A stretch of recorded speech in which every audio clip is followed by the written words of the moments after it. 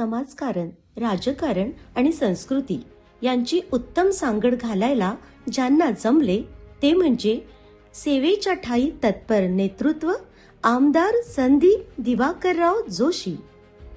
हलाखीची असली तरी उत्तम शिक्षण हेच वाघिणीचे दूध मानणारी कौटुंबिक पार्श्वभूमी.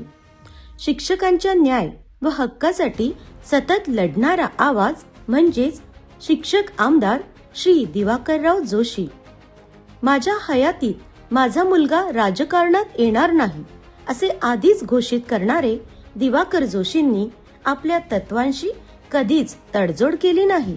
पर्यायी संदीपजीने पार्क डेव्हिस या कंपनीत नोकरी स्वीकारली. सोन्याचा चमचा घेऊन संदीप जोशी हे नेतृत्व सहजासहजी राजकारणात आले नाही. तो प्रवास अतिशय संवेदनशील होता. एकाच वेळी करारी संघर्षशील वडिलांच्या पार्थिवाला एक खांदा आणि त्याच वेळी वडिलांनी उचललेल्या जनसेवेच्या पालखीला दुसऱ्या खांद्यावर तेवढ्या समर्थपणे पेलण्याची मोठी जबाबदारी संदीपजींवरती आली. आणि उदयास आले एक सक्षम, प्रामाणिक, तत्वनिष्ठ नेतृत्व संदीप दिवाकरराव जोशी. एका शिस्तबद्ध, अनुशासन प्रिय संघ परिवाराच्या मुशीतून घडलेले हे व्यक्तिमत्व नागपूर महानगरपालिकेचे सलग 4 टर्म नगरसेवक होते. या काळात त्यांनी नागपूरच्या भौतिक आणि मानव विकासावर अधिक लक्ष केंद्रित केले. 2010-11 मध्ये स्थायी समिती अध्यक्षपदाची धुरा सांभाळत असताना 24 तास पाणी पुरवठा योजनेसह अनेक नाविन्यपूर्ण उपक्रम त्यांनी राबविले आणि याच उपक्रमशीलतेची दखल घेत त्यांना आचार्य प्र. के. अत्रे पुरस्काराने सन्मानित करण्यात आले. त्यांच्या याच कर्तृत्वाची दखल घेत पक्षश्रेष्ठींनी महापौर पदाची जबाबदारी 2019 मध्ये त्यांच्यावर विश्वासाने टाकली. आणि नेमकी त्याच वेळी कोरोनाची अतिभयंकर परिस्थिती उद्भवली. म्हणतात ना, संकटे त्यांच्यावरच येतात ज्यांच्यामध्ये त्यांचा सामना करण्याची ताकद असते. कोरोनाच्या या भीषण परिस्थितीमध्ये नागपूरकरांनी संदीप जोशींमधील बाप अनुभवला.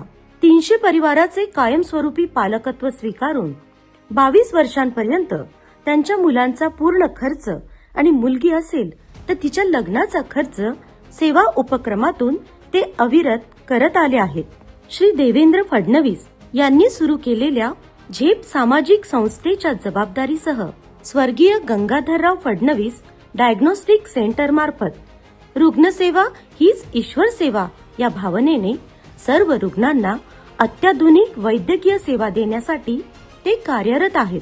समाजसेवेचा हा प्रवास इथेच थांबत नाही.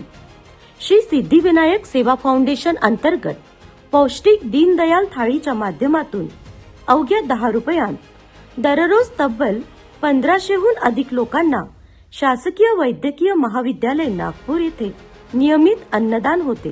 वडील अचानक निघून गेल्यावर आयुष्यात अनेक बरे वाईट प्रसंग आलेत.